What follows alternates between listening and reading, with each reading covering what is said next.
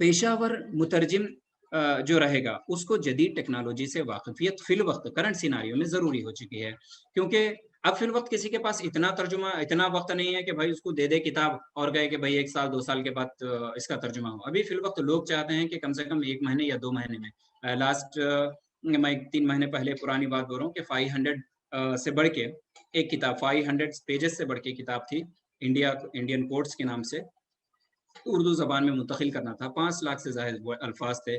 उसको मुंतकिल करने के लिए हमें सिर्फ़ 15 दिन का टाइम दिया गया था हाई कोर्ट की जानिब से। तो इस तरीके का बहुत ही जल्दी के साथ ट्रांसलेशन की पैदावार की ज़रूरत है। अब फ़िल वक़्त जो है मशीनी तर्जुमा वग़ैरह बहुत सारे उमूर ऐसे दाखिल हो चुके हैं इसमें, जो एक मुतरजिम को मुआविन हो रहे हैं, उनको सपोर्ट कर रहे हैं। लेकिन ये उन्हीं के लिए सपोर्टेड हैं, जो इस फ़न से मुतालिक़ कुछ शुद्ध-बुद्ध रखता हो या उससे कुछ वाक़फ़ियत रहती हो। लिहाज़ा इसमें कौन-सी चीज़ें हैं जिसके ऊपर कीजिए ऊपर कीजिए। इन टेक्नोलॉजीज़ में बहुत सारी जो चीज़ें हैं, उनमें से कौन से अहम हैं?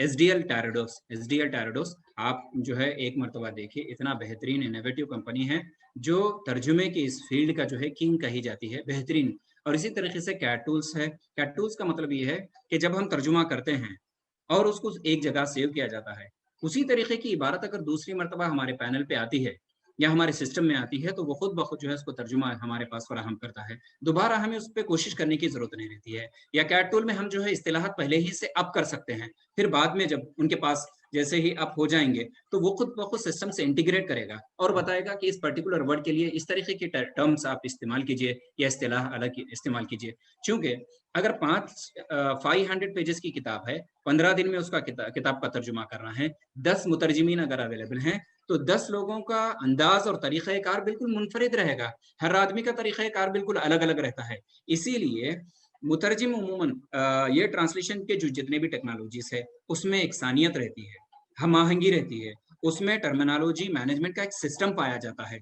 उस सिस्टम के थ्रू यानी कि जैसे ही हम सोर्स टेक्स्ट को ऐड करते हैं, तो ट्रांसलेशन मेमोरी में इनपुट होता है। फिर उसके बाद में ट्रांसलेशन के जो इंजन्स हैं, वो वर्क करते हैं। फिर उसका एक आउटपुट आता है। फिर उसके बाद में मुतरजिम जिनको असली ज़बान यानी कि सोर्स लैंग्वेज और टारगेट लैंग्वेज दोनों से वाक़िफ़ियत रहती है, वो पोस्ट एडिट का काम करते हैं। फिर उसके बाद में फाइनल ट्रांसलेशन होता है। फिर उसके बाद में जो उनका अकाउंट मैनेजर है, उसके पास में वो पोस्ट किया जाता है।